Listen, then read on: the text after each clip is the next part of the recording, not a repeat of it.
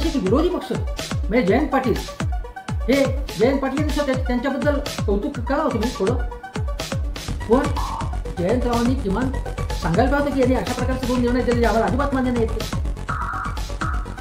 नानाभाऊ पटोलेंनी बोलायला पाहिजे, वडेट्टीवारांनी बोलायला पाहिजे की आम्हाला हे निर्णय मान्य नाही आहेत. किमान शिवसेनेने या आजच्या कामकाजावरती बहिष्कार टाकण्याची हिंमत तरी दाखवली ठाकरे गटाने. गुढी रिलेशन ठेवणं, संबंध ठेवणं हे ठाकरे गटाने टाळलं आहे. या लोकांनी व्यवहारिक विचार केला की आपला आता खूपच आपल्या जागा कमी, तर तडजोड करावी नाही, त्याचं आपल्याला बोलायची संधी मिळणार नाही. जयंतराव म्हणाले की डावीकडेही बघावं त्यांनी, म्हणजे विरोधी पक्षांकडेही बघावं आणि ते आम्हाला बोलायची संधी देतात. पण मला आठवते की एकदा जयंतरावांचं सदस्यत्व काही दिवसांसाठी स्थगित केलेलं होतं आणि तो निर्णय त्यांचा हा अनेकांना राहुल नार्वेकरांचा पटलेला नव्हता. याची आठवण कोणी करून दिली नाही. संपूर्ण सगळेजण असं काही बोलत होते की जणू काय मर्यादा पुरुषोत्तम रामच आहे विधानसभेचा. गुण सांगितले पण काही त्यांची वैगुण नाही सांगायला पाहिजे की त्यांनी न्यायाने वागवलं होतं का, 100% न्यायाने वागवलं होतं असं म्हणू शकतात ते विरोधी पक्ष. मग मी कामकाज काढून दाखवीन की विरोधी पक्षांनी धिंगाणा घातला होता, मतभेद व्यक्त केले होते, नाराजी व्यक्त केली होती, आम्हाला बोलून देत नव्हतं नाही नार्वेकरजी असं म्हटलेले होते. आणि आज ते असं म्हणतात काय म्हणायचं आहे, विरोधी पक्ष इतके केविलवाणे हातबल असता कामा नये. विधानसभेचं कामकाज खूप इंटरेस्टिंग झालं आणि आज विधानसभा अध्यक्षांची निवड झाली. राहुल नार्वेकर पुन्हा विधानसभा अध्यक्ष झाले. सत्ताधारी पक्ष आणि विरोधी पक्ष या दोघांच्या नेत्यांनी मिळून त्यांना आपल्या आसनापाशी नेलं आणि त्यानंतर त्यांच्या अभिनंदनाचे सगळे कौतुकाचे सोहळे झाले. अनेकांनी त्यांचं कौतुक केलं, अभिनंदन केलं आणि करण्यासारखं काही गुण आहेतच त्यांच्यामध्ये. राहुल नार्वेकर हे अतिशय चांगले वकील आहेत, कायदेपंडित आहेत आणि विधानसभेमध्ये सगळ्यांना बोलायला संधी देतात. ते हुशार आहेत, ते सौजन्यमूर्ती आहेत आणि काही अनेक गुण त्यांच्यात आहेत. न्यायप्रिय आहेत, अभ्यासू आहेत, संयमी आहेत. त्यांचे गुण मला कल्पना नव्हती एवढे त्यांच्यामध्ये गुण आहेत. इतका गुणांचा समुच्चय ज्यांच्यामध्ये आहे तो खरोखरच महान माणूस असणार. ते राहुल नार्वेकर, देवेंद्र फडणवीस यांनी त्यांना विधानसभा अध्यक्ष केलं पहिल्यांदा आणि दुसऱ्यांदा. पहिल्याच टर्ममध्ये मी विधान परिषदेत होते पण विधानसभेत निवडून आल्यानंतर पहिल्याच टर्ममध्ये त्यांना काही काळानंतर नानाभाऊ पटोले यांनी विधानसभा अध्यक्षाचा राजीनामा देण्याचा एक अतिशय चुकीचा, खरं तर मूर्खपणाचा निर्णय घेतल्यामुळे राहुल नार्वेकर यांना ही संधी मिळाली. ती संधी त्यांनी ग्रॅब केली, त्यांना मिळालीच ती संधी. आता देवेंद्र फडणवीस यांनी त्यांचं कौतुक केलं, ते कौतुक करणं स्वाभाविक आहे, ते मुख्यमंत्री आहेत आणि ते असं म्हणाले की विधानसभा अध्यक्षांची मोठी परंपरा आहे, महाराष्ट्र विधानसभेची खूप चांगली परंपरा आहे आणि आम्ही अन्य राज्यात जातो किंवा ज्या कॉन्फरन्सेस होतात वेगवेगळ्या, त्यामध्ये महाराष्ट्र विधानसभेचं कामकाज जास्त काळ चालतं, ज्या पद्धतीने चालतं त्याच्याबद्दल बाहेर कौतुक केलं जातं आणि हे खरंच आहे, ही चांगली गोष्ट आहे, याच्यात काही दुःख व्यक्त करण्याची आपल्याला अभिमानाचा विषय. परंतु गेल्या 5 वर्षामध्ये महाराष्ट्रात काय झालं हे आपण बघितलं पाहिजे. राहुल नार्वेकरांचं औपचारिक अभिनंदन करणं ठीक आहे, पण राहुल नार्वेकर यांनी केले काय नेमकं? एक तर राहुल नार्वेकरांनी पक्ष बदलले झपाट्याने. राष्ट्रवादी काँग्रेस, त्या तिथून शिवसेना, एकसंध शिवसेना, त्याच्यानंतर ते परत भाजपमध्ये गेले आणि संधी मिळाली त्यांना आणि त्याचा त्यांनी फायदा घेतला. पण आपण एक मुद्दे आपण लक्षात घेऊ की नेमकं कसं काय आणि काय झालं.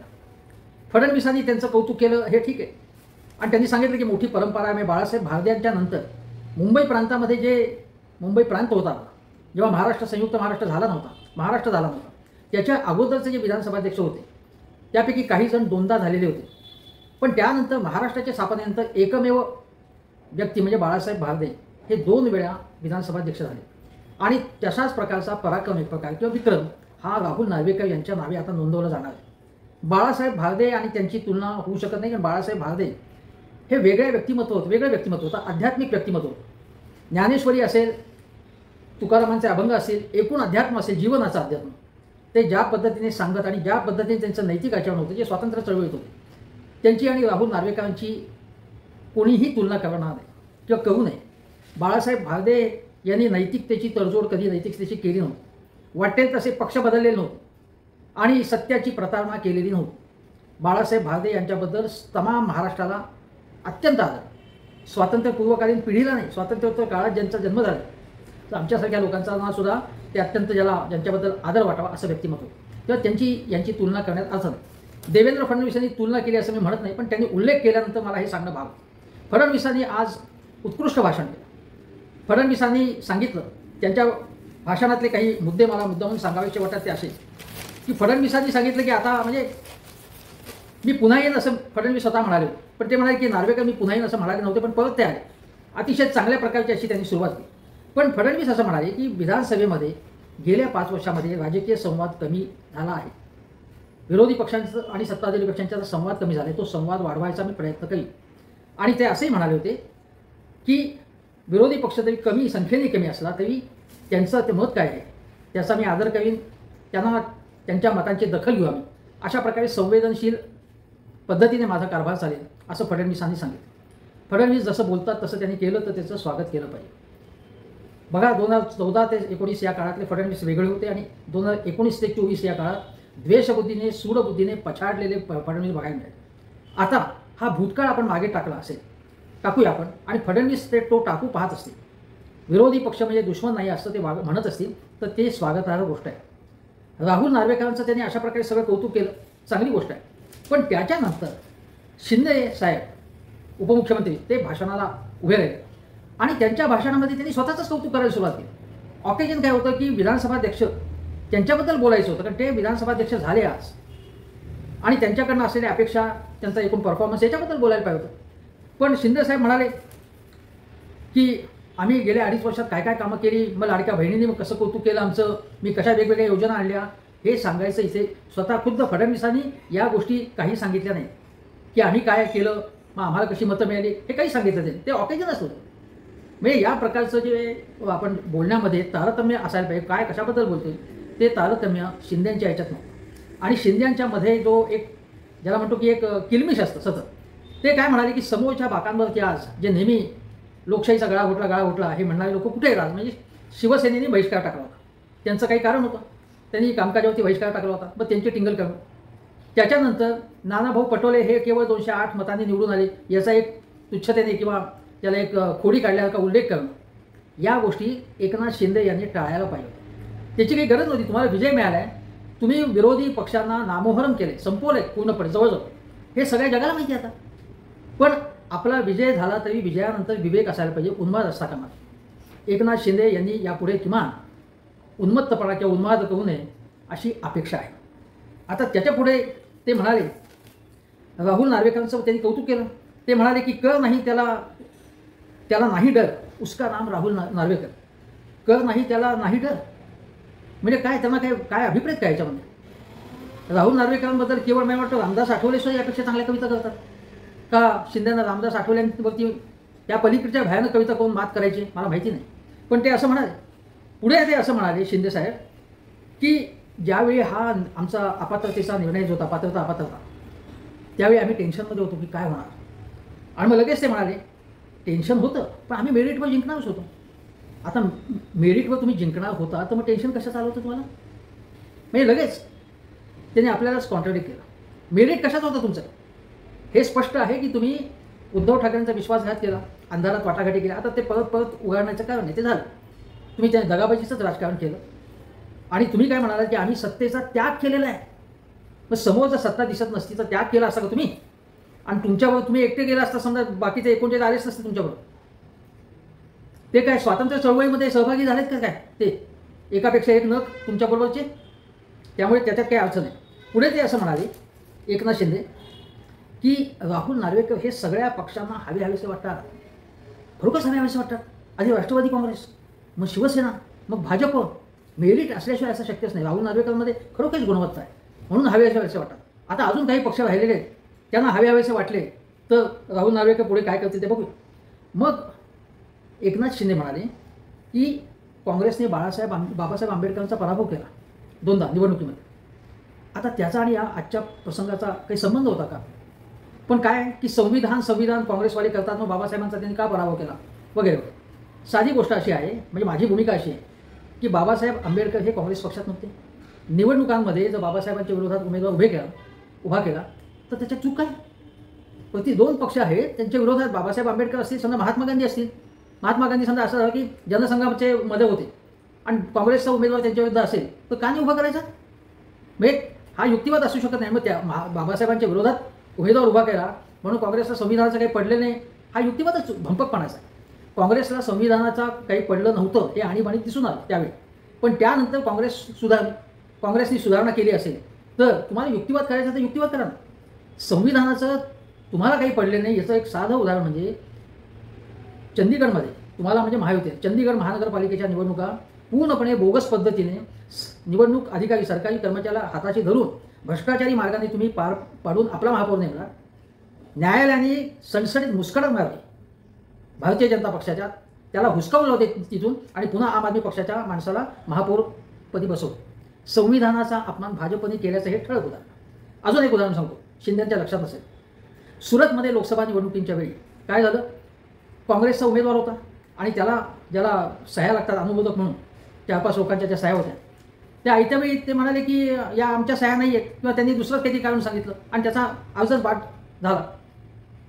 आता हा अर्ज बाद करण्याची सगळी प्रक्रिया ही भाजपच्या आशीर्वादाने झाली होती. हेच इंदूरमध्ये घडलं. ज्या ठिकाणी असंच घडलं की काँग्रेसच्या उमेदवारांनी आयत्या वेळी टांग मारली म्हणजे मग दुसरा कोणी उमेदवार उभा होता का म्हणे. आणि मग काय झालं, कैलास विजयवर्गीय जे भाजपचे नेते आहेत ते कैलास विजयवर्गीयांनी त्यांना लगेच पक्षामध्ये स्वागत केलं त्या काँग्रेसच्या उमेदवाराचं, ज्याने आयत्या वेळी माघार घेऊन म्हणजे 1-2 विजय लोकसभा निवडणुका पहिल्या सुरुवातीलाच विजय प्राप्त झाला त्यांना मतदानाचा निकाल होण्यापूर्वी बिनविरोध झाली निवडणूक. हा संविधानाचा हा अपमान आहे. घटनेचं हे डायरेक्ट उल्लंघन आहे किंवा घटनेचं जे स्पिरिट आहे आपण म्हणतो त्याच्याशी पूर्णपणे हे चुकीचं वर्तन आहे. हे भाजपने केलं. हे शिंदेंना मान्य आहे का? आणि स्वतः शिंदे यांनी जो काही उपद्व्याप केला पक्ष फोडण्याचा, पक्षांतर बंदी कायद्याचं पूर्णपणे वाट लावून त्यांनी ज्या पद्धतीने भाजपबरोबर युती केली, स्वतः वेगळा पक्ष स्थापन करून त्यांनी काय केलं असतं तर ठीक आहे. ती शिवसेना माझी, ते चिन्ह माझं, ते नाव माझं, हे जे केलं ते योग्य होतं का? ते संविधानाला बाबासाहेबांनी सांगितलं होतं का छान छान असे पक्ष फोडा म्हणून? हे काय होतं? त्यामुळे त्यांना सांगण्याचं काही नैतिक अधिकारच नाही त्यांचा. दुसरं, शिंदेसाहेब म्हणाले की काँग्रेसचं जळकं घर आहे त्यापासून लांब राहा असं ते आज म्हणाले. काँग्रेसचं जळकं घर असे लांब राहा. तुम्ही त्या जळक्या घराच्या बरोबर लाकडं मोजत शेजारी बसलेला होता ना महाविकास आघाडीमध्ये काँग्रेसच्या मांडीला मांडी लावून. त्या 2.5 वर्षातला पगार जो तुम्हाला मिळाला होता मंत्री म्हणून तो किंवा पगार तुम्ही देऊन टाकाल का काँग्रेस पक्षाला किंवा सरकारला परत? ज्या काँग्रेसच्या मांडीला मांडी लावून तुम्ही बसला, ज्या उद्धव ठाकरेंनी तुम्हाला त्या पदावर नेमलं, त्या पदाच्यामुळे तुम्हाला मंत्रिपदामुळे तुम्हाला समृद्धी मिळाली, त्या बळावर तुम्ही 40 आमदारांना जे काही त्यांना काही देऊन अंकित केलं, हा काय प्रकार? म्हणजे हे सगळं घ्यायचं, ते फायदे घ्यायचे आणि पुन्हा त्यांच्याविरुद्ध बोंब मारायचे आणि पुन्हा संविधान म्हणून डागोरा पेटायचा. काहीही संविधानाचा तुमचा संबंधच नाही. काही घटना तुडवलेली आहे तुम्ही, हा भाग. आता दुसरी गोष्ट आहे की जो मूळ विषय आहे, एकनाथ शिंदे काय म्हणाले की हे राहुल नार्वेकर म्हणजे रामशास्त्री प्रभूनेच आहेत म्हणाले. तुम्हाला रामशास्त्री प्रभूने कोण आहेत सांगायची गरज नाही. देहांत प्रायश्चित्त, चुकीला माफी नाही, हे शब्द त्यांचे जे इतिहास ग्रंथामध्ये संपूर्ण आहेत ते सगळ्यांना तोंडपाठ, चित्रपट आहे त्याच्यावरती, उत्कृष्ट प्रभातचा चित्रपट आहे त्याच्यावरती. पण माधवराव पेशव्यांना याच रामशास्त्र्यांनी सांगितलं होतं पूजा अर्चेमध्ये जास्त वेळ घालवायचा नाही. तुम्ही जे आहात ते तुमच्या लोकांची कामं करण्यासाठी तुम्ही त्या पदावरती आहात, तुम्ही पेशवे आहात. एकनाथ शिंदे हे मुख्यमंत्री असताना या मंडपाला भेट दे, त्या गणेश मंडपाला भेट दे, त्या देवस्थानाला जा, या देवस्थानाला जा, किती वेळ ते खर्च करत होते. रामशास्त्री प्रभूंचे हे शब्द शिंदेने माहिती आहेत की नाही? आणि राहुल नार्वेकर हे रामशास्त्री प्रभू आहेत. हा शिंदेने शोध नवाच लावलेला आहे. आता राहुल नार्वेकर यांनी जे काही केलं आपल्या कारकिर्दीमध्ये, त्या कारकिर्दीमध्ये केलं त्याच्यामध्ये महत्त्वाचा मुद्दा जो असा होता आहे की नार्वेकरांनी पहिली गोष्ट काय केली, अपात्रतेसंबंधी जे 2 निर्णय त्यांनी दिले ते दोन्हीही निर्णय वादग्रस्त ठरले, अत्यंत वादग्रस्त ठरले. म्हणजे राष्ट्रवादी काँग्रेस ही त्यांनी अजितदादांना देऊन टाकली आणि दुसरी गोष्ट म्हणजे ठाकरेंचं चिन्ह वगैरे हे तो पक्ष म्हणजे ठाकरेंच्या विरोधात निर्णय दिला आणि एकनाथ शिंदेंना पात्र ठरवलं. आता एकनाथ शिंदेंना पात्र ठरवताना त्यांच्या गटाला ठाकरे गटाचे जे आमदार होते त्यांना अपात्र ठरवावं अशी एकनाथ शिंदेंची इच्छा होती. त्यासाठी ते राहुल नार्वेकरांच्या याच्याविरुद्ध हा पॉईंट घेऊन ते कोर्टातही गेले होते. म्हणजे राहुल नार्वेकरांच्या विरोधात ते तिथे कोर्टात गेले होते त्या बाबतीत की मग त्यांचं म्हणणं होतं की ठाकरे गटाला पूर्ण अपात्र ठरवून म्हणजे ठाकरे गटाला पूर्णच ठोकावं अशी इच्छा होती त्यांची एकनाथ शिंदेची. आणि ती राहुल नार्वेकरांनी पूर्ण करावी अशी त्यांची इच्छा होती. इतक्या पातळीपर्यंत ते गेले नाहीत, हे नशीब म्हणायचं. पण राहुल नार्वेकरांचे पूजा करता बांधताना तुम्ही कोर्टात गेला होता त्यांच्या एका याच्यावर, ते तुम्ही सांगितलं नाही एकनाथ शिंदे. तर गोष्ट अशी की सुप्रीम कोर्टाने काय सांगितलं होतं की हा निर्णय वेळेत द्या, पात्रता आणि अपात्रता. वेळेत दिला का? शेवटी कान पिसक्या द्यायला लागले राहुल नार्वेकरांना की हा निर्णय लवकर द्या, पेंडिंग ठेवू नका तुम्ही. त्यानंतर न्यायालयाने 2 गोष्टी महत्त्वाच्या सांगितल्या होत्या की एकनाथ शिंदे गटाचे भरत गोगावले यांचा व्हीप आणि एकनाथ शिंदे यांना गटनेता म्हणून मान्यता ही बेकायदेशीर गोष्ट आहे असं सांगितलं होतं सुप्रीम कोर्टाने. आणि शेड्यूल 10 नुसार हे पक्षांतर बंदीचं जे शेड्यूल आहे त्यानुसार हे कायद्याचं प्रकरण आहे आणि हे प्रकरण म्हणजे नार्वेकरांना शेवटचा निकाल द्यावा म्हणून सुप्रीम कोर्टाने सांगितलं होतं की हा पक्षांतर बंदी कायद्याचं प्रकरण आहे. आता याच्यावरती ज्या पद्धतीने राहुल नार्वेकरांनी युक्तिवाद केला आणि निर्णय दिला त्याच्याबद्दल अनेकांनी, घटनातज्ञांनी म्हणजे उल्हास बापट असतील, असीम सरोदे असतील, अनेकांनी त्याच्याबद्दल तीव्र टीका केली होती. जाहीरपणे एक कार्यक्रम शिवसेना उद्धव ठाकरे गटाने घेऊन आपले मुद्दे मांडलेले होते आणि ते मुद्दे मांडण्याचा त्यांना अधिकार होता. त्यामध्ये सर्वोच्च न्यायालयाने काय म्हटलं होतं की हा निर्णय पक्षांतर बंदी कायद्याचा आहे, पण राहुल नार्वेकर म्हणाले की पक्षांतर बंदीचा हा विषयच नाही म्हणून. मग कशाचा आहे पक्षांतर बंदीचा? नाही तर त्यामुळे कोणीच अपात्र नाही असं नार्वेकर म्हणाले. आणि हा निर्णय म्हणजे पक्षांतर बंदी कायद्याचा नव्हता तर राहुल नार्वेकरांनी निर्णय देण्याचा त्यांना अधिकार तरी कसा असतो? पक्षांतर बंदीचा विषय नसेल तर हा नार्वेकरांच्या कक्षेत तरी कसा येतो हा विषय? हा प्रश्न आहे ना. आता गोष्ट अशी आहे की व्हीपच्या संदर्भामध्ये म्हणजे बघा, उद्धव ठाकरे यांना राजकीय पक्षाचा व्हीप आणि शिवसेनेचं धनुष्यबाण चिन्हही मिळेल. सर्वोच्च न्यायालयाचा जो निकाल आहे त्याला अनुसरून पुढचा विचार सर्वोच्च न्यायालयाला करावा लागेल असं, आणि एकनाथ शिंदे आऊट होतील असं ठाकरे गटाचे वकील म्हणत. प्रत्यक्षामध्ये सर्वोच्च न्यायालयाचा निकालच आले नाही पात्रता आणि अपात्रताबद्दलचा. आणि धनंजय चंद्रचूड यांच्यावरती रास्तपणे टीका ठाकरे गटाने केली. शरद पवारांनी सुद्धा नाराजी व्यक्त केली. त्याला विलंब लावण्याचं कारण काय होतं? सुप्रीम कोर्टाला. सुप्रीम कोर्टाने ज्या डिरेक्शन्स दिल्या होत्या त्यानुसार त्या वेळेत त्या मुदतीमध्ये राहुल नार्वेकरांनी निर्णय दिला नाही. राहुल नार्वेकर यांनी पक्षाचा विचार केलाच नाही, पक्ष म्हणून एनटीटीचा, आणि फक्त आमदारांचा विचार केला, संघटनेचा विचार केला नाही, हा आक्षेप होता. आणि त्याबाबत तीव्र नाराजी ही उल्हास बापटांनी व्यक्त केली. अनेकांनी म्हणजे तुमचे अभिषेक मनु संघवी असतील, अगदी चिदंबरम यांच्यापासून अनेकांनी याच्याबद्दल तीव्र नाराजी व्यक्त केली. आणि हा निर्णय पूर्णपणे चुकीचा आहे, पटणारा नाही आहे, आणि अशामुळे लोकशाहीला नख लावलं जाईल अशा प्रकारची भाषाही केलेली होती. विधानसभा अध्यक्षांचा निर्णय जो आहे त्याच्यावर टीका करण्याचा अधिकार प्रत्येकाला आहे.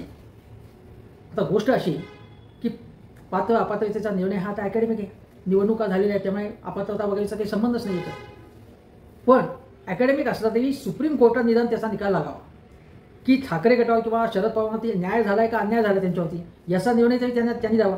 आणि मग तो निर्णय समजा असा झाला तुम्ही की तो निर्णय शिंदेंच्या आणि अजितदादांच्या विरोधात गेला तर किमान आज ते जी चर्चा करतात की आमचाच पक्ष खरा आहे, आम्हीच खरे आहोत, ही भूमिका तरी त्यांना बदलावी लागेल. त्यांना एक प्रकारे नैतिक फटका मिळेल असंही आपण लक्षात घेतलं पाहिजे. पण हे सगळं आपण लक्षात घेतलं, इतका बायस निर्णय दिला राहुल नार्वेकरांनी, आणि शिंदेंनी जी काही गद्दारी केली त्याच्याबद्दल स्वतः अजितदादांनी टीका केली होती महाविकास आघाडीमध्ये विरोधी पक्षनेता असताना, आणि त्यांनी हे स्वतःच ते केलं तशा प्रकारचं शिंदेंनी. आणि आता ते दोघं मिळून फुगडी घालतात आणि महाविकास आघाडी शिवाय देतात. त्यांना विचारलं पाहिजे दादांना, तेव्हा तुम्ही बोलत होता ते काय होतं? तेव्हा तुमच्या डोकं ठिकाणावरती होतं का नव्हतं? का आम्ही वेळे आहोत लोक? तुम्ही काय बोलत होतात तेव्हा आणि आता काय बोलताय? जरी तुम्हाला चांगल्या बहुमताने विजय मिळाला असला तरी त्यामुळे तुमच्या पापांवरती पांघरून घालता येणार नाही. राज्यपाल कोश्यारी यांच्यावर सुप्रीम कोर्टाने टीका केली त्यावेळी. निवडणूक आयोगाचा संपूर्णपणे पक्षपाती निर्णय, विधानसभा अध्यक्षांचा निर्णय कशा प्रकारचा आहे आणि किती लोकांची त्याच्यावरती किती लोकांनी नाराजी व्यक्त केली त्याच्यावरती, आणि त्यांचाच उदो चालेल रामशास्त्री प्रभुणे. ते जर रामशास्त्री प्रभुणे राहुल नार्वेकर असतील तर मला वाटतं महाराष्ट्रामध्ये 1001 रामशास्त्री प्रभुणे निघतील. म्हणजे रामशास्त्री प्रभुणेंचा हा अपमान आहे. रामशास्त्री प्रभुणे हे अत्यंत वंदनीय आणि महनीय एकूण व्यक्तिमत्व होतं. उठसूट कोणालाही रामशास्त्री प्रभुणे म्हणणं हे अत्यंत लाजिरवाण आहे. डोकं गहाण ठेवून जे विचार करतात तेच असं म्हणू शकतील. मुद्दा असा आहे की अशा अनेक गोष्टी आहेत ज्या सांगाव्याशा वाटतात या निमित्ताने. आता सगळ्या गोष्टी करायच्या, आपण पक्ष फोडायचा, पैशाचं राजकारण करायचं, फोडाफोडीचं राजकारण करायचं, गद्दारीचं राजकारण करायचं, आणि वर लोकशाही, संविधान, घटना, बाबासाहेब आंबेडकर या गोष्टी करायच्या. हे लोकांना पटणार नाही. लोकशाही, परंपरा, पावित्र्य, नीतिमत्ता अशा गोष्टी एकनाथ शिंदे आणि अजितदादा यांच्या तोंडून ऐकायला लागाव्यात हे दुर्दैव आहे अक्षरशः. आज हजार कोटी रुपयांची मालमत्ता अजितदादांची परत त्यांना मिळते, चांगली गोष्ट आहे. आता या 1000 कोटीपैकी महाराष्ट्राला विकासाकडे द्यायचं असेल तर ही 1000 कोटींची मालमत्ता ते गोरगरिबांना वाटणार आहेत का? मला माहिती नाही. का 1000 कोटींची मालमत्ता आणखी 5000 कोटींची होईल? महाराष्ट्राला विकास पथावर आपल्याला न्यायचं आहे असं सांगून ते 5000 कोटींची मालमत्ता करण्याकडे जातील? मला माहिती नाही. महाराष्ट्राचा विकास त्यांना करायचा की त्यांना स्वतःचा विकास करायचा आहे? एकनाथ शिंदेना महाराष्ट्राचा विकास करायचा का स्वतःचा विकास करायचा? साळसू चेहरा करून लोकशाहीच्या गप्पा मारतात, रामशास्त्री प्रभूंच्या तुलना करतात राहुल नार्वेकरची. ही खरोखर भयंकर गोष्ट आहे. लोकांना याचा संताप कसा येत नाही? राहुल नार्वेकर विधानसभाध्यक्ष आहेत, त्यांच्याबद्दल पूर्ण आदर करून मी आज ज्या प्रकारे त्यांचं कौतुक झालं त्याच्याबद्दल नाराजी व्यक्त करतो. एक औपचारिक कौतुक करणं, त्यांचे काही गुणांचा उल्लेख करणं ठीक आहे. गंमत अशी की विरोधी पक्ष म्हणजे जयंत पाटील त्यांच्याबद्दल कौतुक करा हो तुम्ही थोडं, पण जयंतरावांनी किमान सांगायला पाहिजे की यांनी अशा प्रकारचे 2 निर्णय दिले जे आम्हाला अजिबात मान्य नाहीत. ते नानाभाऊ पटोलेंनी बोलायला पाहिजे होतं, वडेट्टीवारांनी बोलायला पाहिजे की आम्हाला हे निर्णय मान्य नाही आहेत. किमान शिवसेनेने या आजच्या कामकाजावरती बहिष्कार टाकण्याची हिंमत तरी दाखवली ठाकरे गटाने. गुढी रिलेशन ठेवणं, संबंध ठेवणं हे ठाकरे गटाने टाळलं आहे. या लोकांनी व्यावहारिक विचार केला की आपला आता खूपच आपल्या जागा कमी आहेत तर तडजोड करावी, नाही तर आपल्याला बोलायची संधी मिळणार नाही. जयंतराव म्हणाले की डावीकडेही बघावं त्यांनी, म्हणजे विरोधी पक्षांकडेही बघावं आणि ते आम्हाला बोलायची संधी देतात. पण मला आठवते की एकदा जयंतरावांचं सदस्यत्व काही दिवसांसाठी स्थगित केलेलं होतं आणि तो निर्णय त्यांचा हा अनेकांना राहुल नार्वेकरांचा पटलेला नव्हता. याची आठवण कोणी करून दिली नाही. संपूर्ण सगळेजण असं काही बोलत होते की जणू काय मर्यादा पुरुषोत्तम रामच आहे विधानसभेतला. गुण सांगितले पण काही त्यांची वैगुण नाही सांगायला पाहिजे होती की त्यांनी न्यायाने वागवलं होतं का? 100% न्यायाने वागवलं होतं असं म्हणू शकतात का विरोधी पक्ष? मग मी कामकाज काढून दाखवीन की विरोधी पक्षांनी धिंगाणा घातला होता, मतभेद व्यक्त केले होते, नाराजी व्यक्त केली होती, आम्हाला बोलून देत नाही नार्वेकरजी असं म्हणलेले होते. आणि आज ते असं म्हणतात. काय म्हणायचं याला? विरोधी पक्ष इतके केविलवाणे हातबल असता कामा नये. विरोधी पक्षाने रोखठोक स्पष्ट भूमिका घेतली पाहिजे. पण आज मला कळलं की एकनाथ शिंदे यांना रामशास्त्री प्रभूने सापडलेले आहेत आधुनिक काळातला. आनंदाची गोष्ट आहे. रामशास्त्री प्रभूंना या वंदन करतो.